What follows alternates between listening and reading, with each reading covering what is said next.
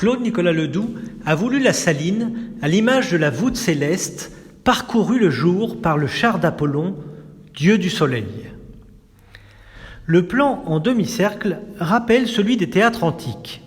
Sur le diamètre se trouve la maison du directeur, les deux ateliers de fabrication de sel et les commis, comme une scène vers laquelle convergent les regards. Sur le demi-cercle, les habitations et les ateliers sont tournés vers la scène, comme des spectateurs. Pour éviter la propagation des incendies et faciliter la circulation de l'air, l'usine est fragmentée en bâtiments séparés et autonomes. Les pavillons se répètent 2 par 2, symétriquement, de chaque côté de l'axe central.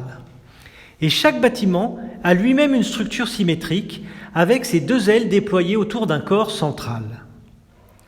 La conception en demi-cercle de la Saline, si belle soit-elle, n'a pas seulement un but esthétique. Ce plan est panoptique, car il a l'avantage d'éviter les angles morts et surtout facilite le contrôle.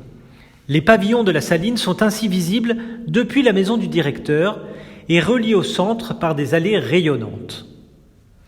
L'ensemble de la Saline est fermé par un mur de plus de 3 mètres de haut, entouré d'un fossé et de 3 haies vives d'épines pour éviter toute intrusion. Cette enceinte délimite des jardins et espaces de stockage du bois. La cour centrale est ainsi libérée. Dans son projet, Ledoux dessine 2 phares abreuvoirs pour éclairer la Saline de nuit, visibles de toute la vallée. Pour des raisons économiques, ils ne seront jamais construits. L'unique porte d'entrée de la Saline royale permet de contrôler toutes les allées et venues. Ledoux imagine simultanément à la Saline le plan de la ville de Chaux. En doublant le demi-cercle, il projette le cœur d'une ville nouvelle.